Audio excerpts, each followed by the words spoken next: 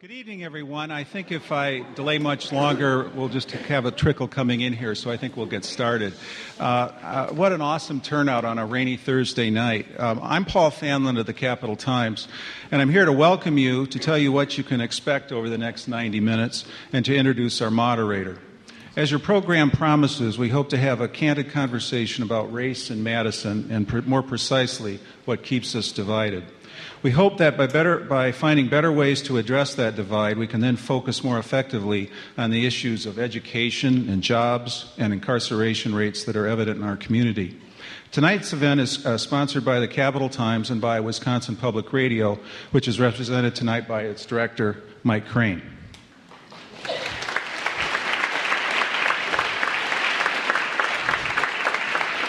I want to give a special thanks to our third sponsor, the First Unitarian Society.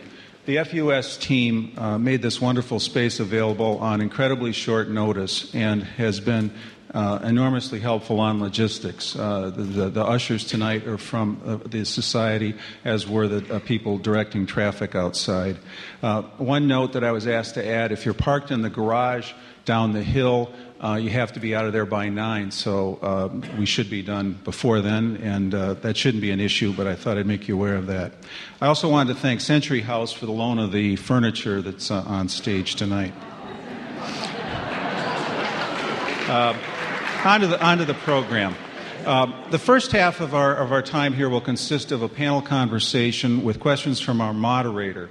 In the second half, the panel will discuss written audience questions. In your program is a blank index card. In a few minutes, maybe 20 or 25, we'll quietly pass baskets to collect questions that you have on those cards. If you need something to write with, wave, and an usher can get you something to write with. Our plan is to quickly sort through those questions in the back and try to identify common themes and then pass a small number to Keith for the panel to discuss in the second half of this evening.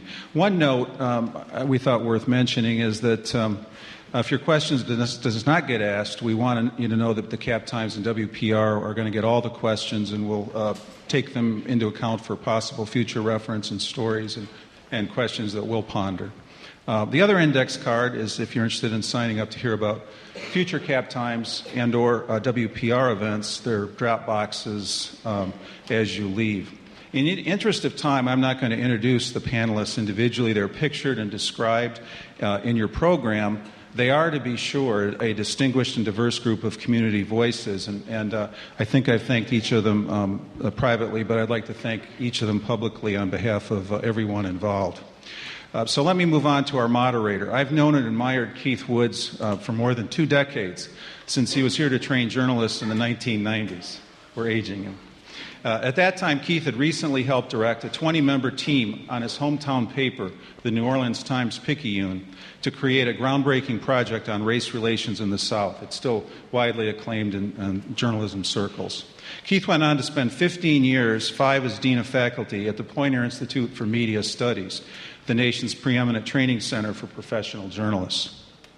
For the past 4, Keith has been NPR's Vice President for Diversity and News and Operations. In that role, he helps NPR and member stations like Madison strengthen their diversity in content, staffing, audience, and work environment.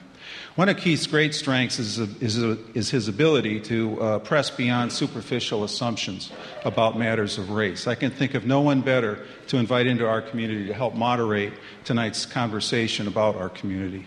So now that I've set the bar really high, Keith, I'm going to turn it over to you and welcome you to Madison.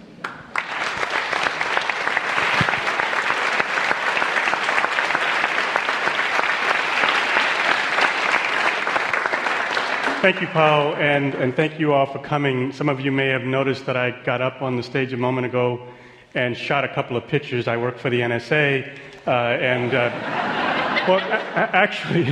actually, it is stunning to see this many people coming out for this kind of conversation, and I've been doing the work of talking about race and across race now for more than 20 years.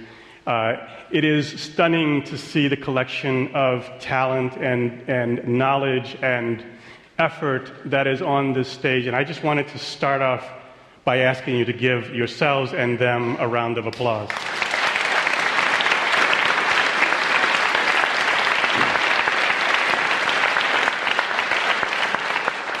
So now you have your round of applause, panel, in case it doesn't go well from here.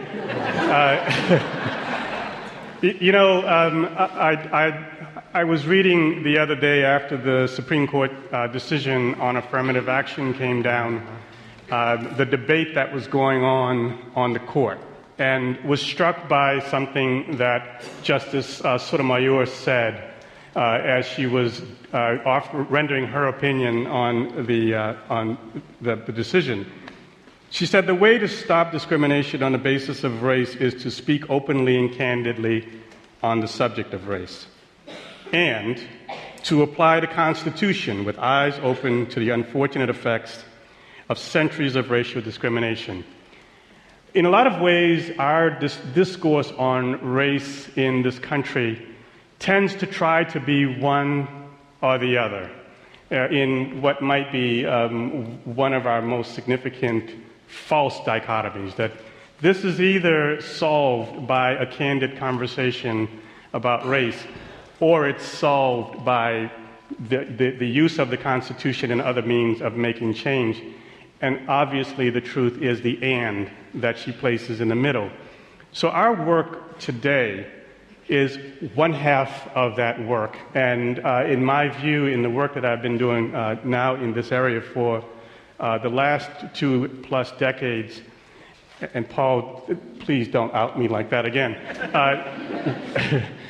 has been to try to figure out ways past the things that stop us from having constructive conversations, not just because it feels good to be able to have a good conversation, but because in so many ways the big things in our society that we are trying to solve are often undermined, sabotaged by the flaws that we have in our discourse. So this is about some of the most important work that we do to have this conversation. I asked the panel ahead of this to consider 3 questions for our discussion tonight. And what I've offered to them is a part of this conversation that would just be us talking about race, with you in the audience hearing that discourse. And as you think about the questions you might want to pose to the panel, see if you can find the questions you have for yourself that will help you to get better at talking across race and talking across these social divides that we have. That's our goal. My questions to the panel were these. What gets in the way of a good conversation across race and difference? What do you fear when you contemplate that conversation, and what makes it better?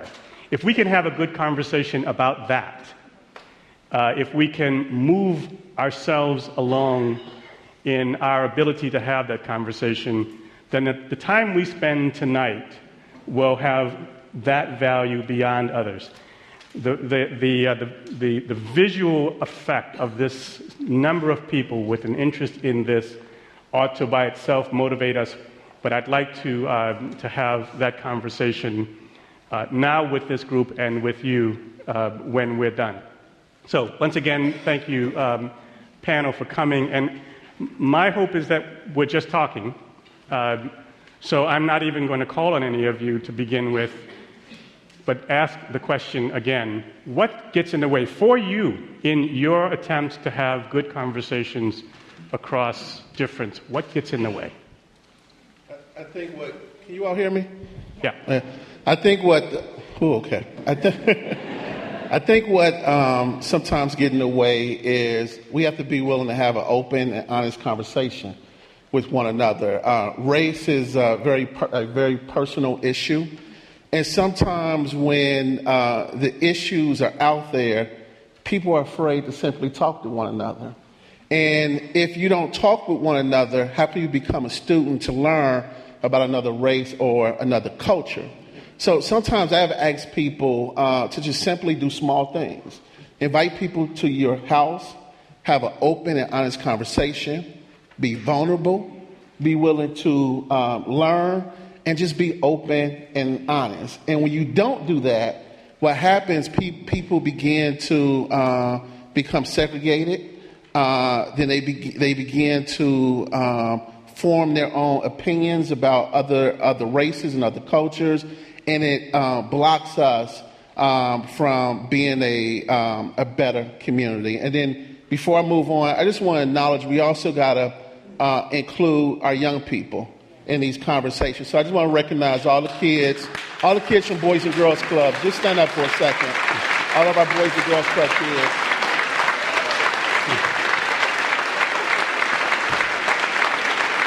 Got to include them in the conversation. But you didn't answer my question. And so I'm going to press you. What gets in your way?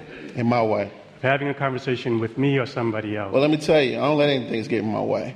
So you get in my way, I'm going to knock you over. or Keith, I'm going to go around you. Security. And so I look at the work that we do in this community. We can't allow conversations not to happen. So when I look at whether it's my black friends, my white friends, or my Latino friends, we're going to have those conversations. You're going to come over to my house. I'm going to come over to your house. We're going to understand what the issues are, and we're going to have an open and honest conversation. And sometimes what gets in the way are people's egos and people's ability to have that open and honest conversation. How do you know when it's an ego problem in that conversation? I think when the other side is not willing to listen, or it's about me, or here's what I did, and here's what I used to do. And so you're only as good as what you could do for yourself and for others tomorrow. And so if you can't talk about the future, there's a lot of people that talk about here's what we used to do in the 60s and here's what we used to do in the 70s. But when you think about these babies and we think about our kids and our grandkids, we have to talk about how do we make society and our community and our country a better place. Okay, great. Can I try something, Keith? Can I jump in on Keith? Go ahead. I mean, I'll be honest. I think sometimes what gets in my way is my own fear of that I don't trust white people. I don't trust white women, and actually I'm afraid. I was telling one of my friends the other day that I notice how in my own indoctrination, I won't even allow myself to be in the same office with a white woman without the door open or a window or somebody can see me. My greatest fear sometimes is to be seen as something even though I intentionally know I'm not that at all. And that something is? That I'm a brutal, black, rapist, out of control, angry, that if I'm passionate, that I'm angry, that if I raise my voice, that I'm about to hurt you, that if I express or sit up on my body, that you got to call security because you don't know what's about to happen in the room, right? Right. That is my... The way I felt a moment ago. Yeah. Well, if he says that to you, you need to feel fear, right? But that gets in my way. And so if we're going to be honest about that discussion, it goes both ways, man. I look at some of you and I think there's no way that I don't want to come to your house. So there's the trust that you talked about has the additional piece of fear that you've described, but can you say any more about why you don't trust white people? Because my experience have been, I've seen people, my own experience has been like, when I first came to Madison, I had an experience where I was trying to work in a community center and a white woman was a supervisor. And, in college I took Japanese, so I know how to speak Japanese. I wanted to be a Japanese missionary. So I had some low-income kids and they wanted to learn Japanese, and this white supervisor, she was in a situation where I could help them, but she wanted to make it seem like everything I was doing with the girls was improper, right? And so she started making, what are you doing over there with them? Oh God, I don't know. And I'm like, oh my God, I know what's about to happen, right? That incident reinforced a value system that I was already afraid of. Yeah. And I'm trying to help my own kids learn a subject matter that at least they probably don't even know a black man even know Japanese. Yeah. But the mere fact that I'm trying to help them out and then somebody comes along and tries to make it seem like I'm improper, built up a bigger barrier that I'm honest with y'all people, I'm fighting every day to be able to break it down. Yeah. So, thank you. I'm going to go here. Did you want to say more about this? Yeah, go ahead. I think I can relate both to your statement about ego and your statement, Everett, about fear. The fear part of it, clearly when I try to engage in a conversation like this, I'm deathly afraid of saying something that is culturally inappropriate, out of ignorance, and then being deeply chagrined about it, and that just kind of cutting off the conversation there because I've exposed my ignorance. I think I probably read more than the average person about race relations in the United States and about white privilege and about a lot of these topics. But I exist in a pretty homogeneous environment, and these conversations do not happen on a regular basis. So I always have some significant trepidation about entering into a conversation. And as you say, if you start out at that kind of level of lack of trust and not trusting me to be able to have an honest conversation with you, and I say something that just confirms your lack of trust in me, then I worry about that, okay? So that fear is inhibiting. Yeah. With regard to the ego part of it, one of the impediments that I have, and I know that a lot of other white people that I talk to have, is simply that we begin these dialogues assuming that we know more than we actually do. Socrates once said that the wisest person is the person who's aware of the depths of his or her ignorance. And so for me to kind of set aside what I read and what I have experienced in my own life so that I can be more receptive to what I'm hearing in the stories that you're telling and to grant them validity, that's sometimes kind of a hard thing to do, to step back from my own pretended intelligence. I have a fondness for Buddhist literature and Buddhist wisdom, and Shunryu Suzuki once said that no matter what we're doing in life and whoever we're talking to, we need to start at beginner's mind without that kind of overlay of assumptions that we make that are so hard to get rid of when we're using the expert's mind. So I try to withdraw from that sense of being the expert and just simply approach these things as a beginner. Great, thank you. I just wanted to pick up on Reverend Mitchell's point about experience. But what I want to say about experience is that my greatest trepidation is the fact that I know we have had qualitatively different experiences. Not that I think we've had them. I know we've had them. 2 weeks ago, I was in Philadelphia, professional conference, all academics, researchers from universities, and a colleague and a former student of mine drove me back from the University of Pennsylvania to my hotel.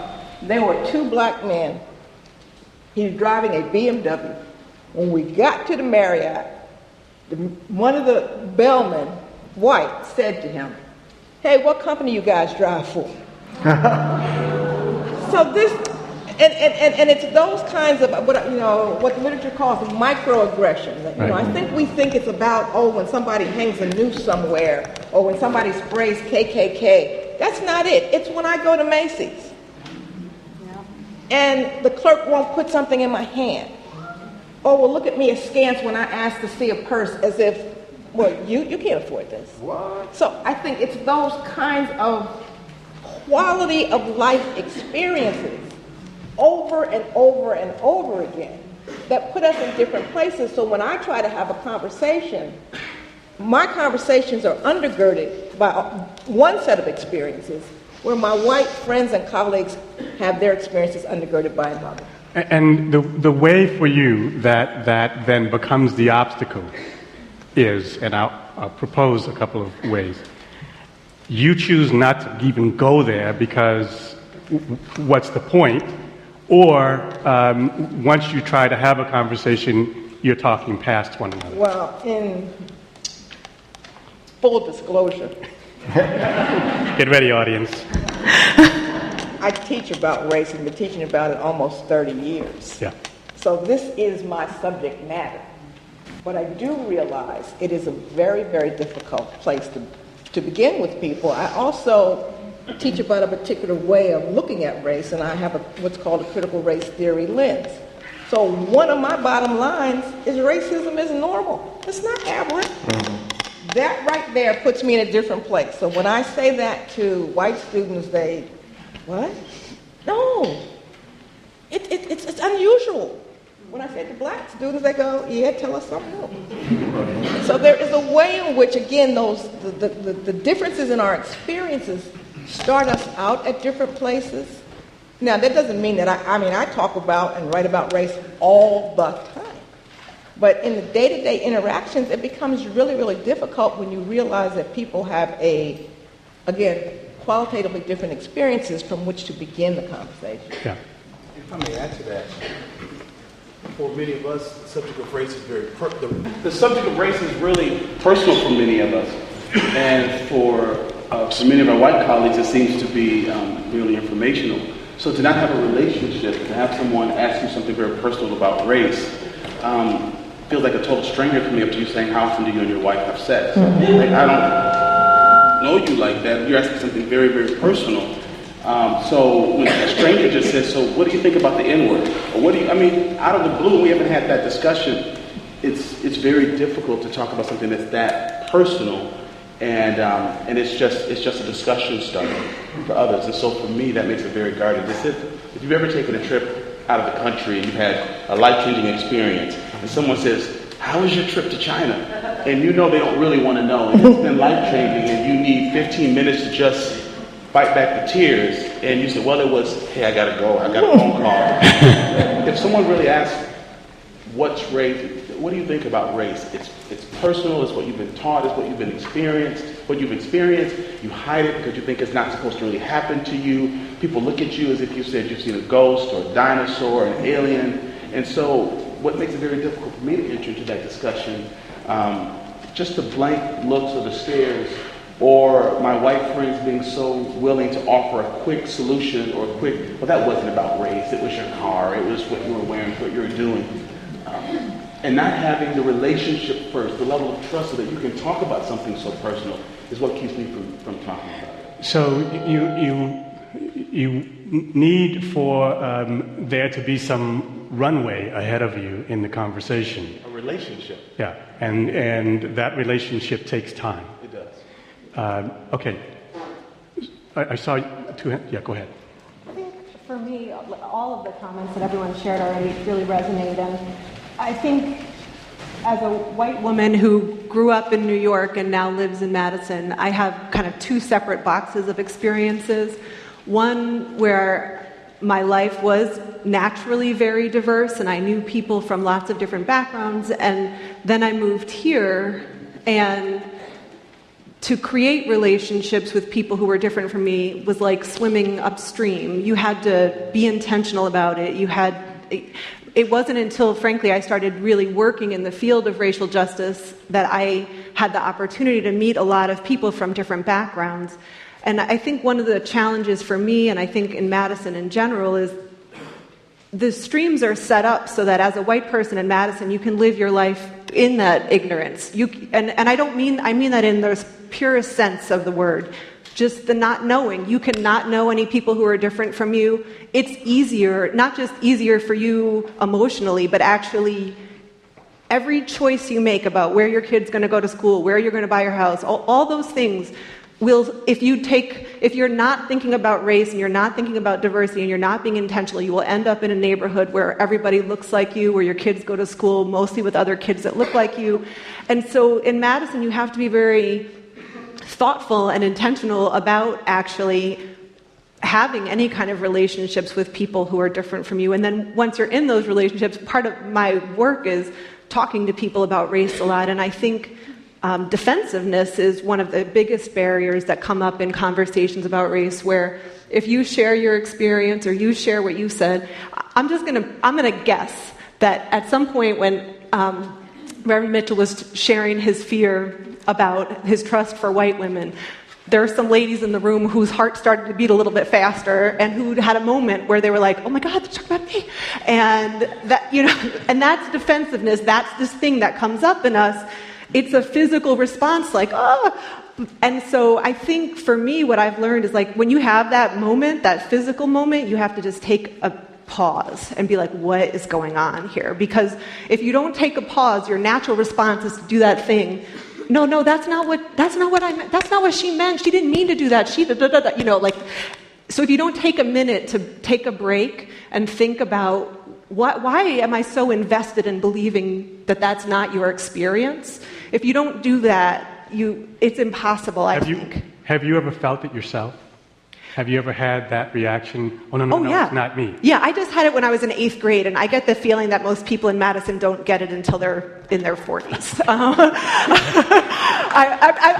sorry, but I was having conversations about race when I was a kid. I remember, I can talk about my first experience. I was at the lunch table in the cafeteria. I was with a couple of black friends, a couple of Puerto Rican friends, and they were talking about white people, and I was like, God, I'm right here. Like, what are you doing? You know, I can remember that, but I also remember them letting me sit there. I mean, and honestly, in retrospect, it was a gift. Those relationships with those girls was a gift to me, and I had those relationships at a really early age, and I just think that being allowed to be part of those conversations and seeing what their experiences were and being a part of it with them, where we would walk into town and I would go into the store that I could go into by myself normally and nobody would pay me any attention. I would go in with my friends and they'd follow us around the store. And I know it's kind of a trite example that everyone's heard, but it was, when you're living it as a 7th grader and you watch your friends get treated completely different than the way you get treated, you learn pretty early, that what they're sharing at the lunch table is based in their reality. And I think, so I personally kind of go back to my growing up as a way, for me to think about what was hard and when I learned those lessons and what some of the specific challenges in Madison are, because we don't have those natural relationships. So, do you know Reverend Mitchell? Okay, pretend you don't. Okay. You're a white woman. I am. We got that straight. And he has just expressed this notion of not trusting white women. How do you bridge what resides between the two of you to even have a conversation about race? I'm going to go out on a limb and say I hope I just did a little bit by saying the truth out loud about how it felt as a white woman to hear that, and what I try to do to myself to know, that is his experience, and he has every reason to be nervous about that. And the only thing I can do is know that, hear that, and do my best to not act in that way around Reverend Mitchell or around any other African American men, because now you all know that too, and you can try to behave differently. So you wanted to get in, and I'm coming. Well, I think that what everyone has said on the panel thus far is one of the things that's coming is that this is all very difficult because it's very complex and it's very nuanced and it's very much charged with emotions, which I think in various points has been articulated. And so when you have, and I think there's a fear element because you know that you can't intellectualize necessarily your way into one of these conversations or your way out, because it is a comparison of people's real lived experiences that build up who they are and how they react to statements or react to circumstances. And so I think, at various points, I come to conversations or to circumstances with a level of being unsure, insecure, sometimes often embarrassed, because I think there's also this fear about being judged through a lens when you're like, that's not who I am, or this is not me, or that's not me. Wait, that would have sounded like the other person that I think you think I am.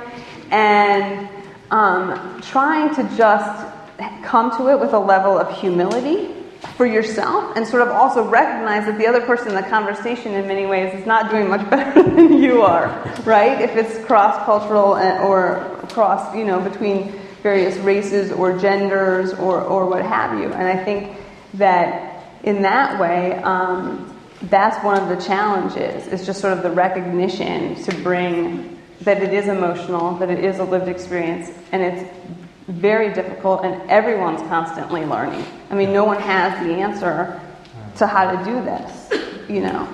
There's not there are ways and frameworks and ideas, but there's no one answer on how to approach it. Great, thank you. And I'm going to come here and then, well, go ahead. I want to ask you one more question before we get to our audience questions. So the way that I would answer the question is I'm a very angry person. And most people don't know it. And part of the anger comes from being from different cultures. And so I'm never enough for either culture. And so it's a constant trying to prove that I belong in one of those cultures, or you have to decide you don't belong to any culture and you're sort of walking your own walk. I think it makes I also get angry because also as a woman who comes from different cultures and trying to navigate the conversation about race becomes more complex. Say more about that. When you say it becomes more complex, why? Well, because there's layers to people's thoughts and ideas. I mean, the bottom line is that we all walk around with bias. I mean, we happen to pull the strand of race out, but we all are walking around with biases all the time. We have bias about identity, whether it's your sexual identity, it's about your racial identity, it's about language, it's about education, it's about where you live or where you don't live. And so for someone like myself, I feel like I keep hitting every single one of those different boxes because people are asking me constantly to pick an identity. And it's hard. And then I have to talk to my kids about it, and I'm confused because I'm trying to fight with myself to not have them carry the water of past, issues, but also present issues, but yet prepare them for what they're going to experience. So I walk around edgy, really edgy. So for me, if I'm going to have a conversation about race, I'm a very direct person. I'm a very open person. Sure, I'll have a conversation with you, but what will get in my way of having a conversation with someone about it is I'm not sure if I'm going to be fully vested because I'm really not sure about your intentions. And so I'm constantly trying to assess, why are we having this conversation? So then that brings me to skeptic, not really believing, what's really happening because I'm, playing it all in my head. Who am I talking to? Why are we talking about this? What is it they really want? And in a conversation like this one, in a setting like this one, at a moment like this moment in the city, it's very easy to be visited by all of those concerns and wonder just how real things are, just how sincere things are. I'll tell you an experience that I had just a few weeks ago that underscores both the fear part of my question to you and some sense of how we make it better and the challenge of that. And I think it in some ways relates to some of the experiences that you've had. That I was with my 13-year-old at a soccer game. My wife and I were off with other parents waiting for the game to begin. And we were standing with a young white woman who is a parent of one of the kids. And we were discussing, because we're all parents of middle schoolers, we were having that crisis conversation about where our kids were going to go to high school because we noticed it's the most important decision they will make in their entire lives. And it had that sense of urgency to it. But we have older kids. We've been through this 4 times already. And we know the drill. We were just telling the parent about our 23-year-old who is just about to graduate college and what that experience was like with middle school. And we said, well, she's going to Florida State. She's gotten into the music program. She's had a pretty good time of it. And her passion met her academic pursuit and so on and so forth. And the parents said to us as we were walking toward the field, well, I hear that they really want diverse students at Florida State. Now, what happens in my conversations in this moment is that I begin to then inform the absence of knowledge about the person that I'm talking with everything that I think she is thinking. And I assign to her a whole vocabulary and biography that I'm about to respond to. And in this moment, I took a breath, and then we just kept walking. And my wife and I had a conversation about it. She didn't even hear it, and we talked about it that night. Well, I felt disappointed in myself in that moment because of the opportunity missed at one level, and because I have the edge, I wanted to make sure that she knew that I wasn't really happy with the thing that she just said to me. The implication, as I heard it, being that my child needed the boost because clearly she's a diverse child and therefore can't get into college otherwise. I don't know if that's what she meant because I never asked the question. I never engaged her another moment, and I was pretty ready to go all the way to the end of the sentence with her. And part of my reticence, part of what got in the way, was my fear that I was going to get it wrong. And my decision that what lay next in that conversation was difficult, complex, dangerous, and I had other things I wanted to do. So I don't engage sometimes because, like you, I don't necessarily want to invest, but also because I'm not so trusting of my reaction. There's also been those times when I've been very deliberate. My middle son attended high school with Olympic gold medalist Debbie Thomas. And we happened to go to the skating rink one day, and the rink was all a Twitter because Debbie Thomas was there. So here I kind of spring into action, and I said to a woman, and everybody else in the skating rink was white except me and Debbie Thomas. And I said to a woman, "Which one is Debbie Thomas?" She said, "The one in the purple." And I said, "But it's two of them in the purple. Which one is her? Which one is Debbie Thomas?" She said, "Well, she has her hair." I mean, I went through this maybe 4 times, and that woman would not say that black girl right there. So it's literally that pushing. The other things that I observe in this community, I have been to more funerals and weddings and events than I can count in the 22 years, and there's 9 times out of 10, my husband and I are the only black people there. And I said, "You mean we're the only black person? These people know he's 80-some years old. I mean, the idea that you could live for 80-plus years and you got 2 black people that can come to your funeral? I wonder, someone mentioned being in these streams. I mean, what kind of stream is this?" You made the choice to not follow up on that conversation.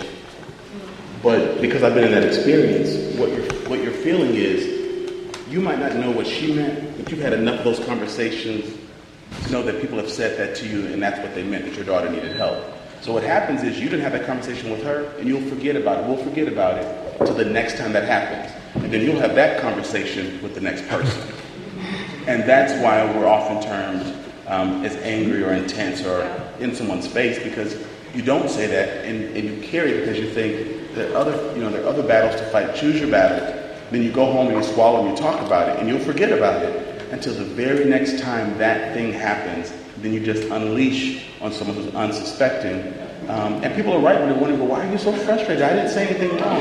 It's holding so much of that in. It's having those experiences, and you don't know what's going to come up until it does. And you told such a story in the essay that you wrote, where you'd been hearing people say odd things to you for a while, and then one person said it, and you gave them the full brunt of the anger that you carried forward to that moment.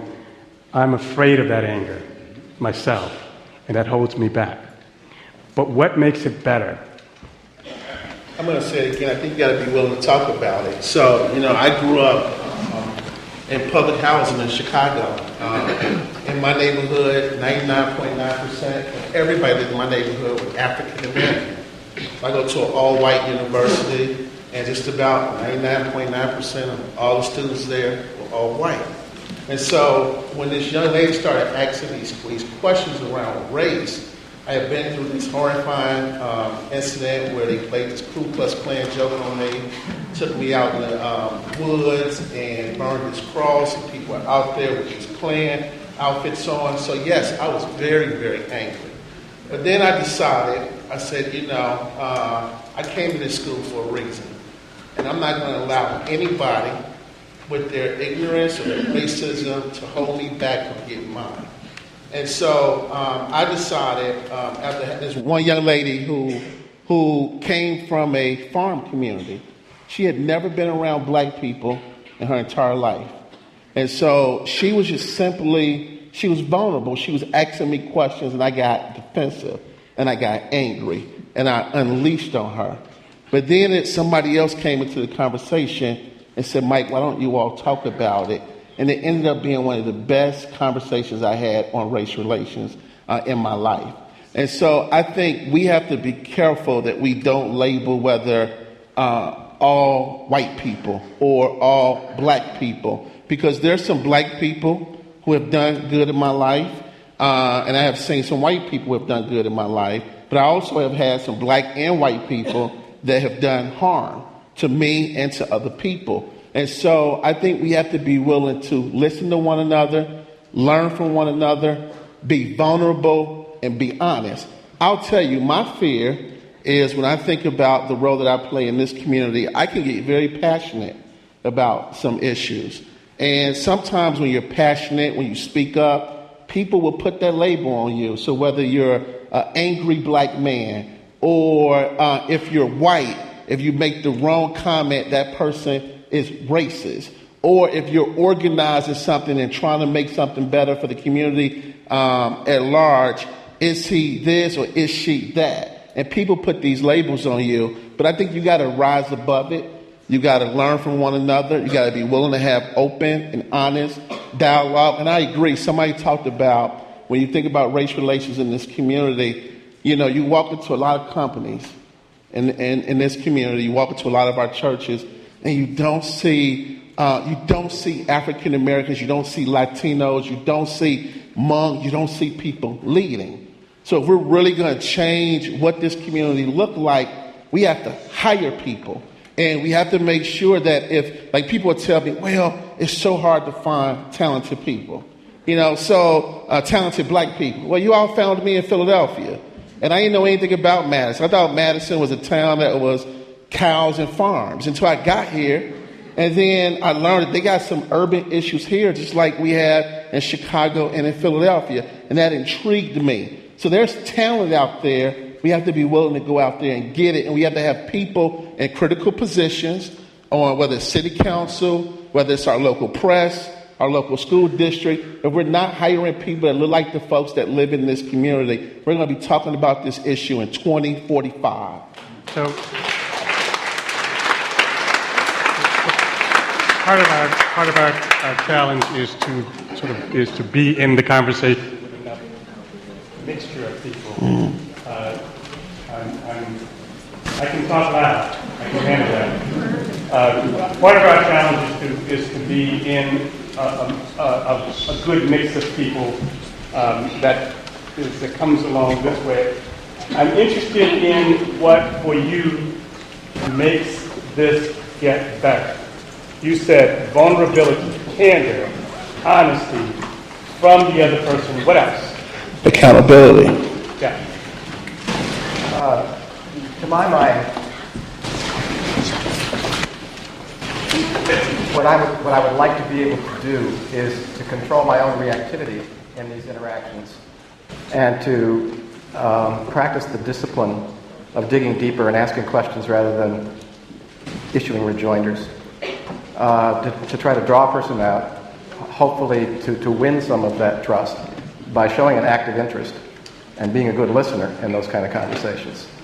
That's one part of it. The second part of it is, as someone of Northern European heritage, I'm a little chary of emotion and people's expressions of emotion to me, particularly if they feel like negative emotions.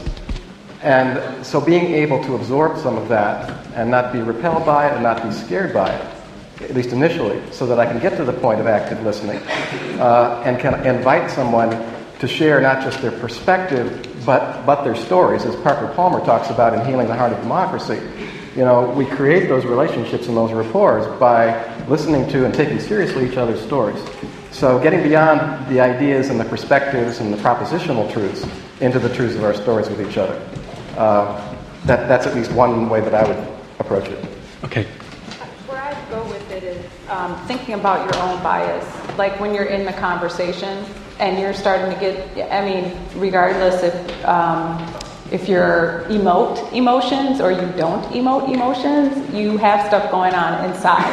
And so when you're starting to get that feeling inside about something that's being discussed on the table. And it's really asking yourself, why am I feeling this way? What is triggering here for me? And so I think that's part of it, or that's one of the things that you've got to do in a conversation. I think the other thing is asking the most obvious question, which is who isn't here? Or who aren't we when you're having a conversation, who's not in the room? A lot of the times when I'm having conversations, because of the work that I do, it's usually in a business setting. So for me, I feel like my job is to call out who's not in the room, who isn't here, or who haven't we included, and how do we make that happen? But also checking myself. Yeah, and I think, I work with university students, and one of the things I'm really pushing them to do is to develop what I would call equal status relationships, because they're fine going to help the poor little black kids. They love doing that. In fact, people in Madison like doing that, helping those poor people. But when you have an authentic relationship with somebody, they have as much education as you have, they have the same amount of money you have, they live in your neighborhood. I think that's a harder thing to have, because you don't know how to, often people don't know how to engage with you. And I had that experience happen to me where this woman was extremely uncomfortable around me, and I just asked her, I said, what's the deal? What's wrong with you? And she said, well, I just never been in a relationship with a black person that I wasn't helping.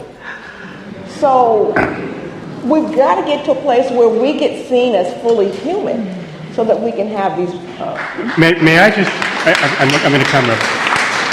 So in that moment, when someone says that to you, how do you move forward from there without the backhand?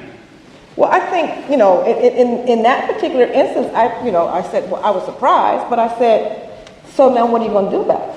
So I put it back on her, because she confessed that she had not been in any relationship with anybody, that she wasn't helping. So that meant, and one of the things I have students do, like go to the movies with somebody who's different from you. Just go to the movies with them, or go have dinner, go have a cup of coffee. Try to relate to them as human beings and not as the other. Thank you so much for that story. I just want to say to my point that when I've had friends who have listened and not tried to explain things away, that allowed me to let my guard down. So for me, that's a real turning point in a relationship. And I don't just jump into an experience that I've had. We have to establish some commonalities, because when we talk about sports or what we like to do, or what we like to eat. But if an incident comes up and someone's able to listen, that helps a lot. I was meeting with the young gentleman. I met him in the community. He's a young business leader. And we were establishing a mentoring relationship. He wanted to know more about our community. And a gentleman came over, drunk, wanting to hug me. Let's talk, Alex, where have you been? We used to serve on a board together. He never, ever spoke to me at the board meeting. I've only seen him twice on the board. And both times he was drunk. And he wants to hug and stop me high five and tell me about how he grew up in the bush and those black people and all this stuff.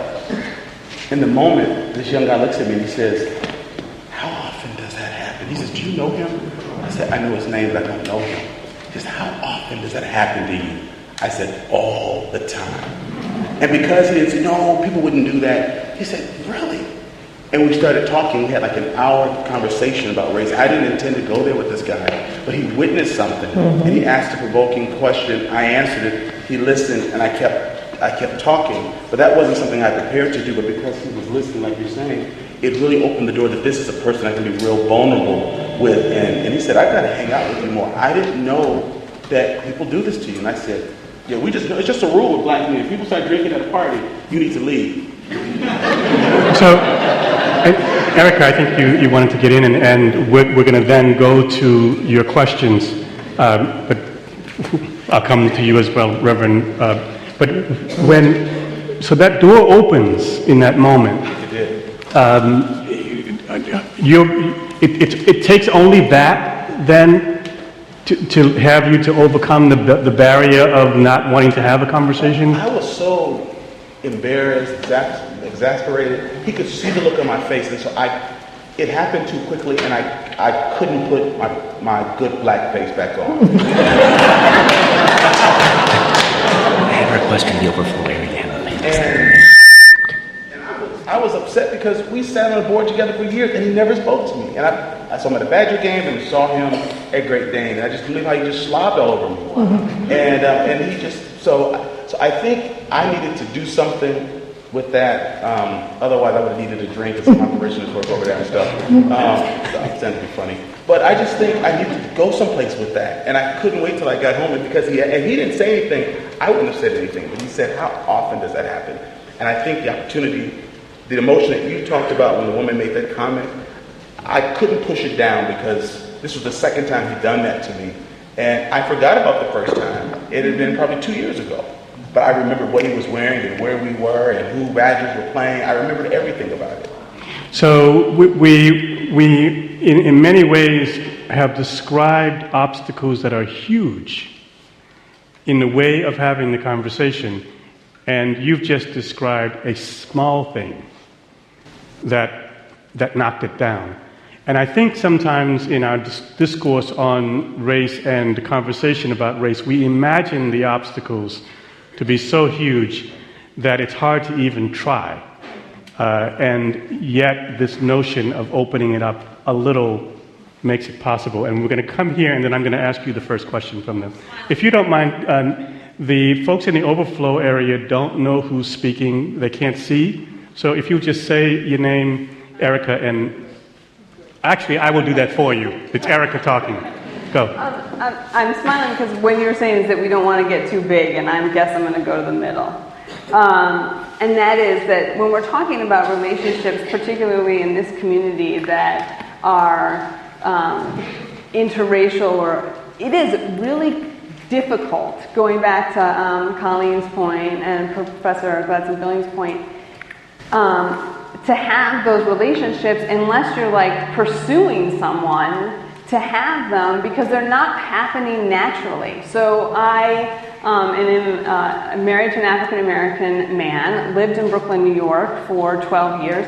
It was a natural interaction that took place in every part of every day of my life, including the arts, the music, whatever I was there. There were people of different races, ethnicities, religions, etc. And one of the things that I think relationships are built on is and the ability to have these conversations is when people share a common goal, like in a workplace, for example.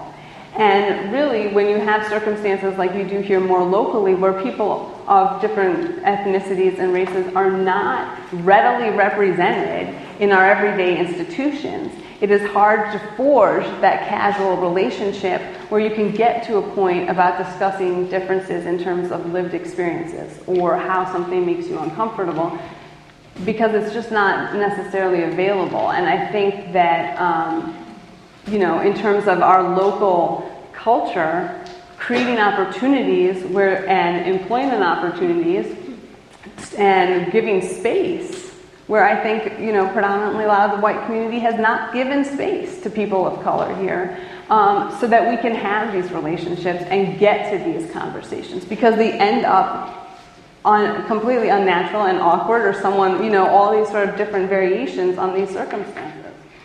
So I'm going to ask the first question, and if it speaks to you, be the first one to speak.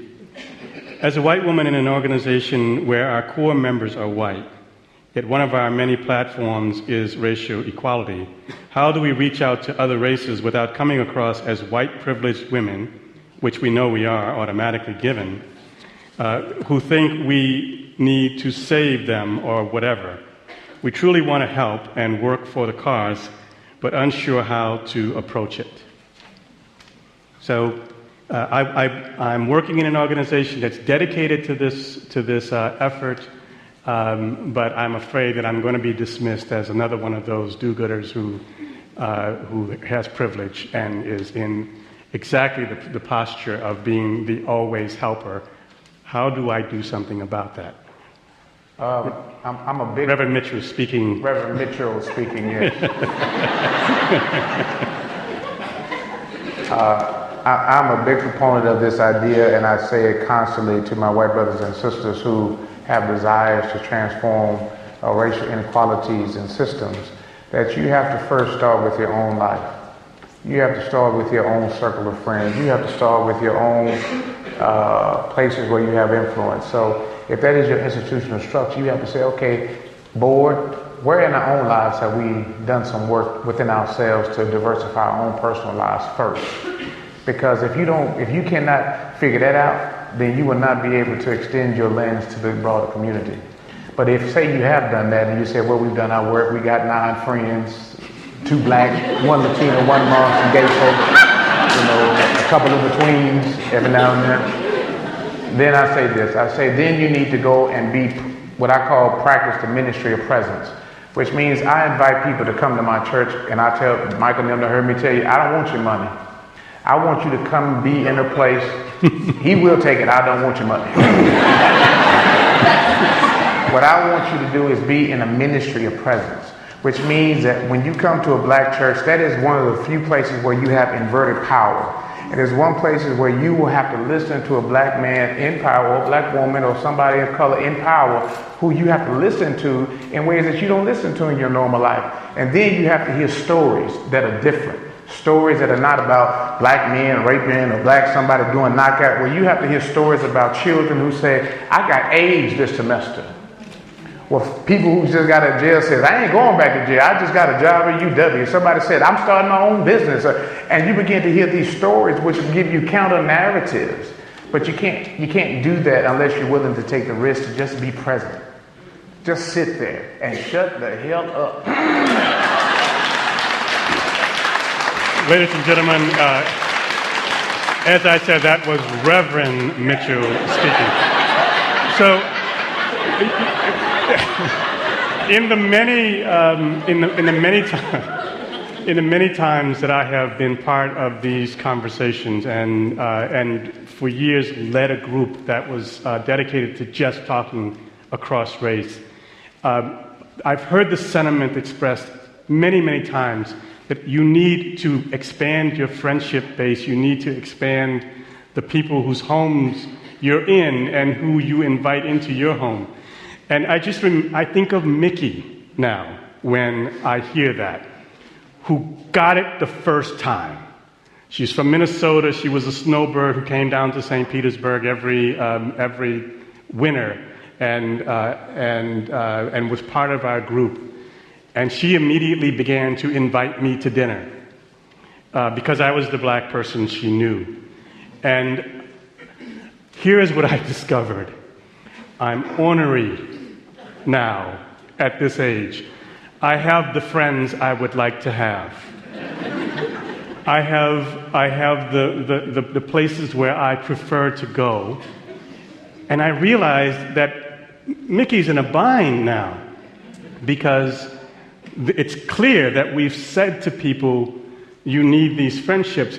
And once presented with that notion, the complexity of friendship sort of leaps up and slaps down the idea, right? What are you talking about? I like my friends the way they are now, and Mickey's perfectly fine, but I've got enough friends.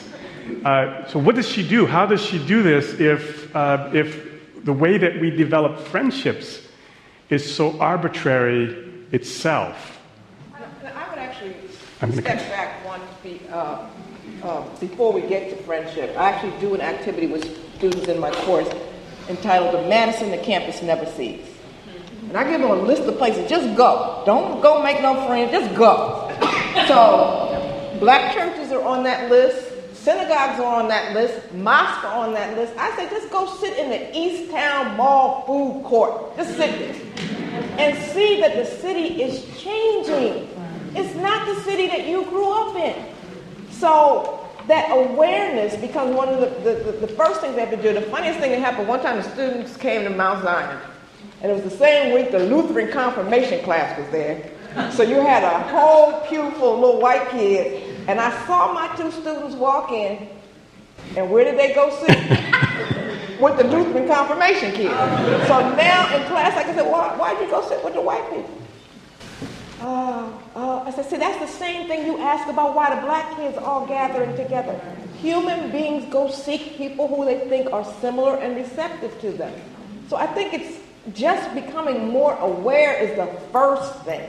Yeah. The other thing is, what I balk at this notion of, quote, make a friend, is we're really not here to service you. We did that before. Right? We're not sending our kids to school. We don't send our kids to school so you can have a more diverse experience. We send our kids to school so they can graduate. And go to college. And so there's a level, there's a point at which people have to understand that we don't want to be used in that way. And that those relationships are only going to develop if they are authentic. So as Erica talked about, if I work with you every day, then I'm more likely to develop a relationship with you. But not just now you want to have a black friend. Bridget and welcome to Colleen. I like to hop in because I've been asked that question every Sorry, Annette. Annette is speaking. So the solution is right in front of you. It really is. It means that you're not widening your lens. There are professional organizations in this community that are diverse.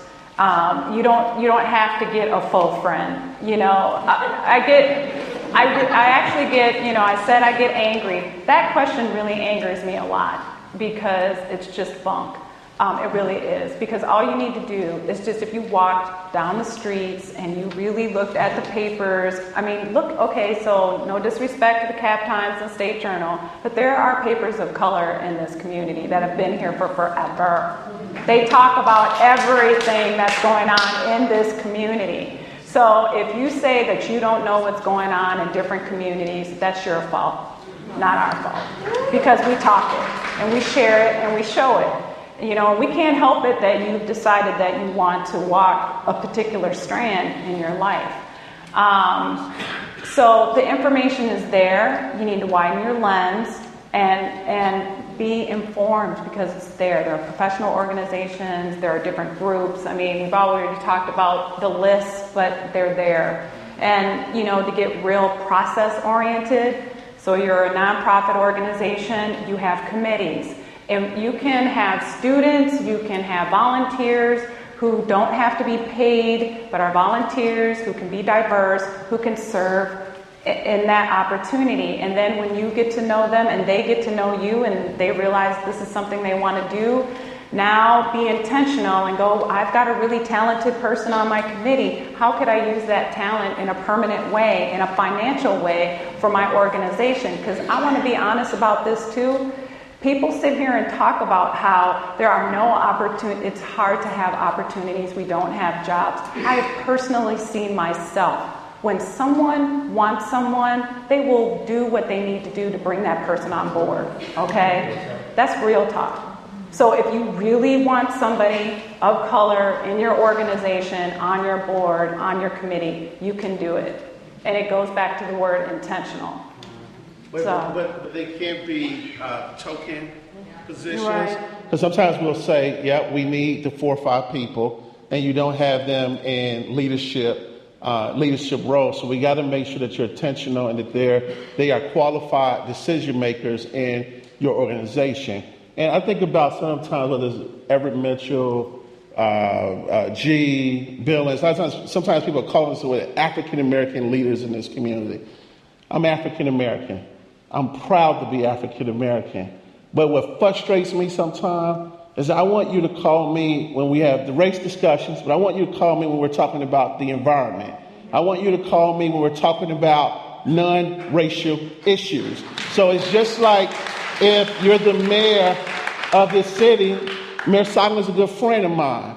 And you're not going to call Mayor Soglin the leader of the white people. He's the mayor of this city for all people. And so a lot of times we put these labels on us and we define our leadership, and we have to stop doing that in our organizations. We have to stop doing that in the community and look at people for the experience that they have and include them in the broader conversation.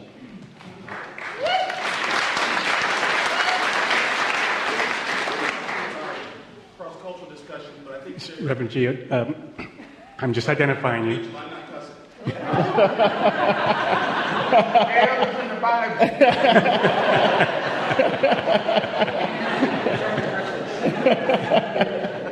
We're talking about discussions, but there are times where I feel that whites need to have honest conversations with whites. So the question was, how do we convince blacks that we are sincere, we're an all-white organization? I said that you should change that energy and convince yourselves that you're not. Because if I run a nonprofit, if my staff is all black, and I write to any funder in here and say, I want to serve white kids, no one would fund me. In that endeavor, when I was the Minority Affairs Director in the School of Pharmacy, the dean would not let me talk to white students. They let me talk to the minority students, but they would not let me. I had to go above him, get my Minority Affairs Committee to allow me to become the pre-pharmacy advisor. We get locked in. So it's got to work both ways. I'm not trying to sound mean, but if you have an all-white organization and your mission is to serve people of color, you have to begin to ask yourself, why have we not been sincere enough to make the changes, rather than put the onus on us that you can't find people to apply. Because I just think that that's just unfair, and you just have to call it for what it is, otherwise change won't happen. Thank you, Colleen.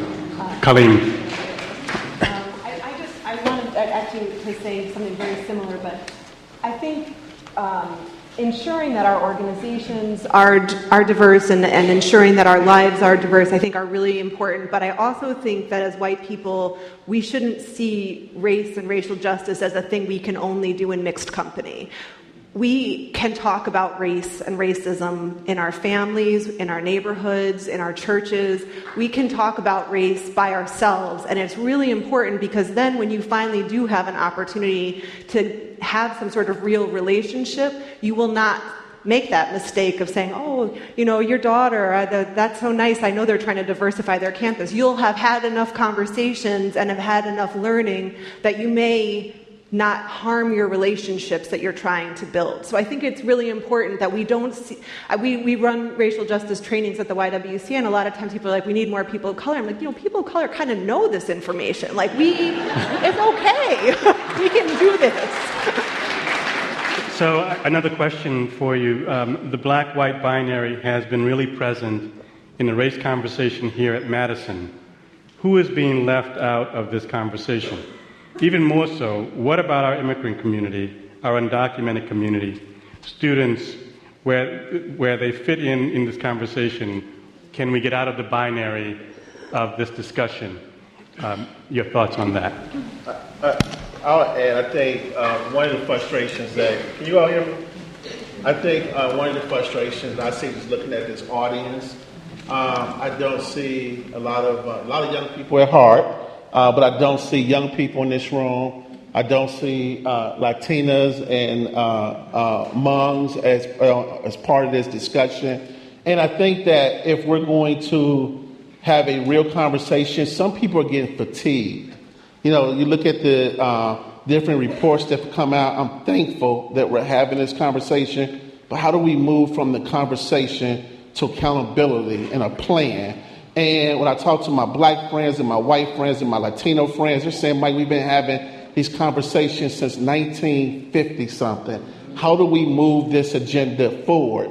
And there's a few people on the stage that's going to be announcing how we move this collectively community forward. Because if there's one segment of this community that struggle, we all struggle. And this community could be a great community for all of our kids, all of our adults, but we got to be willing to have the conversation, move beyond the conversation, come up with a plan, hold people accountable, and make it happen. And I believe this community, this ain't Chicago, this ain't Detroit. This is Madison, Wisconsin, with a great university, a lot of great businesses, a lot of people in this room that want to see change happen, but we got to be the change that's going to make it happen. So, thank you. How do you get out of the binary? So, I'm going to say something that's going to, this is Gloria Ladson-Billings, that's going to sound harsh. But I have chosen as my life's work the education of black children. And I'm not going to apologize for that. If I'm working on a cure for sickle cell and you're working on a cure for cancer, please don't ask me to come off my sickle cell or work on your cancer. But anything I find while I'm curing sickle cell, is it of any value to you? You're more than welcome to. Oh.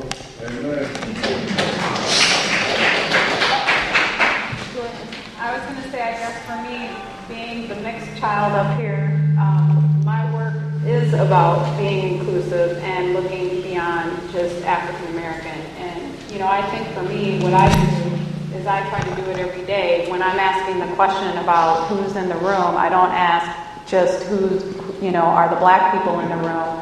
I do ask the question, who are the different communities who've been marginalized? And, I've truly had the blessing to be, that's my life's work, and I like the way that you said that, Gloria, and the reason I chose this work is because I am mixed, and so for me, having been a military brat, I lived in Panama for 3 years. My mother is German, I go to Germany. I've lived in African American communities, I have African American friends, I have Latina friends.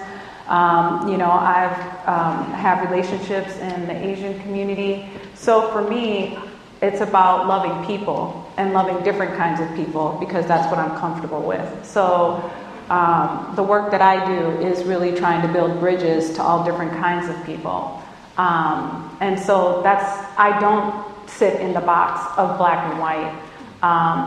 And I do believe that when you do deal with issues of race, even if you're focusing on a particular group, it does build bridges and taps into issues that impact those other groups. That doesn't make it right.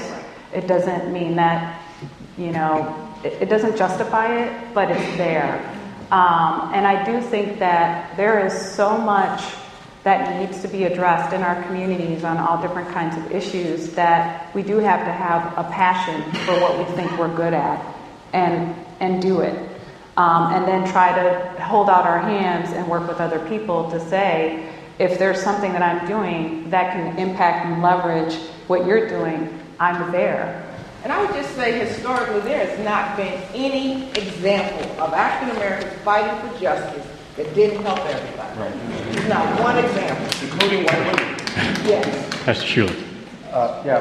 Reverend Schuler. I've been here in Madison 26 years, and I've served this congregation for 26 years. And I think one of the impediments to breaking apart this binary structure that you're talking about has to do with our tendency, not just in this community, but nationally, to become invested in the issue du jour.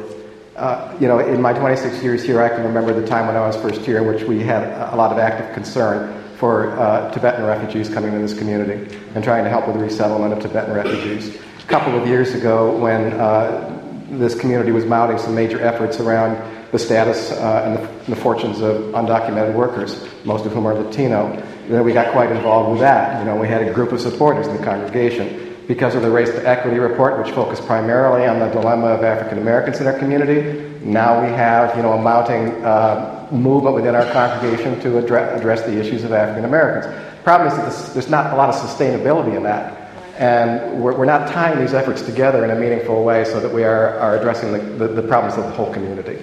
Yeah. Reverend Mitchell.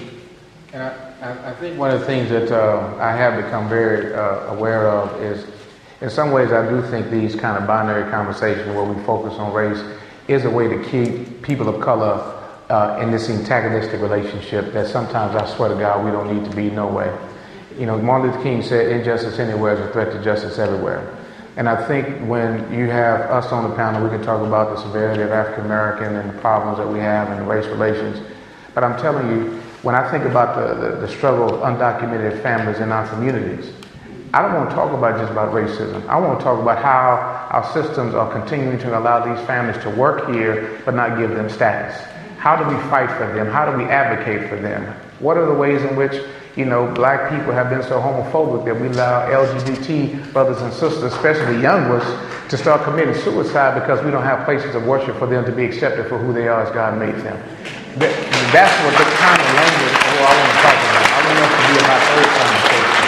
Because I think to the degree in which we begin to have, I've been in Madison 10 years, we have these cyclical discussions. While we're having these discussions up under the ground, all kinds of injustices are happening. And we sit here, while we're sitting here, we're having a big conversation all over the place. We're not there, and it's happening. I think to the degree, I need us to learn each other's stories so that we can be there to fight for each other. I want to ask you one last question. I think we've got enough time for the panel to weigh in on it. And I'm going to ask the question that the member of the audience asked and then expand it just a little bit. This person says, as a white parent of 2 adopted African-American children, how do I teach them about their culture? I want them to feel welcomed with both races. Another factor is that they have 2 mothers in a lesbian family. How are we accepted in the African-American community? And I think that you just touched upon one piece of that a moment ago, Reverend. But a larger conversation for me, and you've touched on it in several of you in different ways, is the conversation with our children about matters of race more broadly. Everything from helping our children to find acceptance in the world that they're living in, but also helping them to navigate this topic in a way that they, A, don't grow up to be the problem, or B, don't grow up oblivious to the issues around them. We are struggling with trying to figure out the balance between informing and poisoning, and the struggle that represents for us. What have you found as a means of talking to our own children within our own families works in helping us to navigate that? We'll begin here. This is Annette Miller. With Annette, thank you. Try to help you out. How I want to answer that because I've had to deal with that. My son's going to be 21, and then I have a 13-year-old and 11-year-old. And as a daughter of a mixed relationship, I have some thoughts from that lens too. And what I would say is, first and foremost, you're a family, and it's your family, and it's your values, and you have to let your children know that you're family. So when I talk to my kids, what I always say is, we're the Millers, and the Millers do this, and we do that, and we don't do this. And that's how I talk, because I want them to understand that even if they may not see me physically in them, they are part of me. And that was one of the things that I struggled with in my own identity growing up. And so, I couldn't necessarily see myself in my mother's blue eyes, and I couldn't necessarily see myself in my dad's dark skin. But I'm their daughter, and so you have to talk to them about that. I think the other thing that you have to do is you have to ask them what are they thinking. So when they ask you a question, and my mother did this, so my experience with race from what I can remember was that we were in Fort Bragg, and I was like 6 or 7, and I ran home and I said, Mommy, they called me a nigger, and my mom said, well, they're just ignorant. And let me just explain something to you. When you go to school, you got to navigate, right? It's survival. Just like when you go to work, you got to survive work. Well, your kids got to survive school. Me going to school and going, you're ignorant, is not going to really help them navigate. Yes, they were, right? But you have to think of it from a perspective of, how do I build my child's strength? How do I build my child's shield so that they can go out in the world and be good people, not only feel good about themselves, but be good to the people that are around What would them. have been a better response from your mom? Well, I think for a better response would have been, well, what is that? What do you think it means? And why do you think they called you that? And then really talk to me about my identity. and really talk to me about how I fit in. And that's what we do with our kids. We're always talking to them about how they're part of our family and where they fit in. Because at the end of the day, I think that is what we all want to do, quite honestly. We live our whole life trying to fit in and be a part of something really good. So we're just doing it. We start out as kids doing it, and then we're still grown-ups, still making that same journey. Yeah, someone else. I would say just be proud of who you are. Be proud of what you represent and who you represent. And again, be willing to learn. There's a family that's here tonight that I remember they invited me out to their house in Middleton. And they said, Mike, I'm going to be honest, I'm in my 40s. I never had any black folks over my house. So I said, I'm going to bring my wife and my 3 kids. And I brought a whole gang of people. I brought like 15 people over to their house. And so I knew this person had a pretty big house. So we're in their house and we were cursing, playing Monopoly and spades. I cursed in Reverend G's house by mistake one day. I'd never do that again. And so we had a really, really good time. So while we're there, the teenage kids walk in and they see all these black folks sitting at the table and they just look surprised. So they did a beeline directly to the room. And their family is here. Now, I'm not going to point them out, but they're here. And so the wife called me and said, Mike, I realized I have unintentionally segregated my kids for 17 years. And my advice to her was that as a white family, if your kids are going to be successful and become and give back to the community, they have to learn all facets of the community. And if they go into business, if they're used to being around people that look just like them, they're not going to be able to lead in a transformational way because they only have that one experience. So experiences are very, very important. And like Dr. Billings said, even if it's just coming to white church, or black church, or a synagogue, or a mosque, sit there, observe, listen, make an authentic relationship with somebody, learn about the culture, make the connection, and start it very organically. How are we helping our kids, Reverend Mitchell? I'll be honest with you. I don't know if I can help my child, but I'm learning that my child is helping me every day. How so? Because she goes to school every day, and she came home one day, and I said, Sydney, who you want to invite to the party? And she said, I got 22 best friends. How do you have 22 best friends? 22 best friends. 22 best friends. She has went to school every day and has made 22 best friends. They don't look like her. They don't sound like her. And so the courage that she exhibits as a 9-year-old is something that I'm trying to have as a 37-year-old man. And so I learn from her every day about learning to listen, learning to be present, learning to just have fun, learning to laugh, learning to be empathetic to people. And so honestly, we all about being honest. I don't know if I'm a teacher. I couldn't teach her that. She's teaching me that through her lifestyle every day. So, thank you, Reverend G.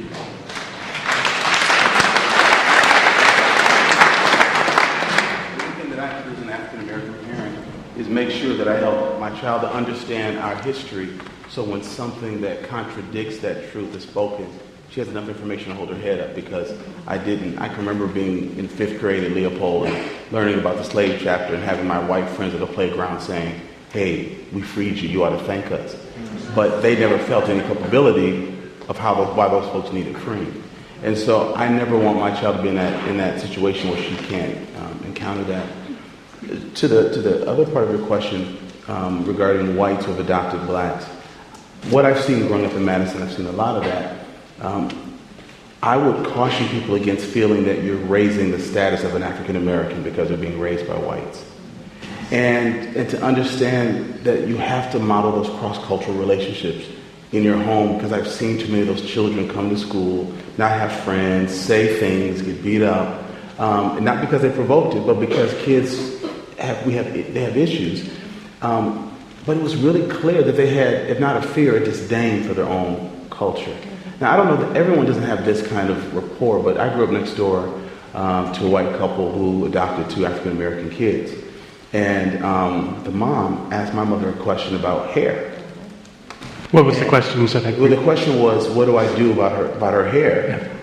Because I wanted to look different.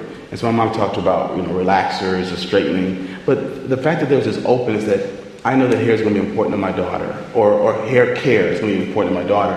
And so I can remember coming home one day and my mom was straightening her hair. Now my mom forgot to tell her, don't go home and wash her hair tonight. So she straightened it, she went home and washed it. And so but the fact that it went back to where it was, but the point was they laughed and talked about it because we were neighbors, and she could come to my mom without feeling shame, and my mom could respond without saying, well, you should have known that before you.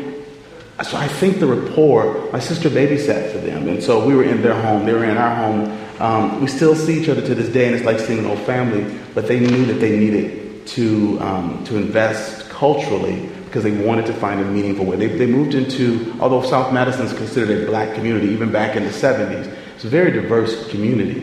And so they purposely moved into a community where their children would see black and white, Latino families. And that time we were starting to see Vietnamese and Cambodian families in the mid-70s moving in. So they were very intentional where they moved, who babysat their kids, and who they could talk to about cultural things. I would just really encourage people to do that because African Americans, I think, would respond in a very gracious manner and sometimes finding themselves saying, I wish they would ask me something because I would recommend a book or something that could help kids.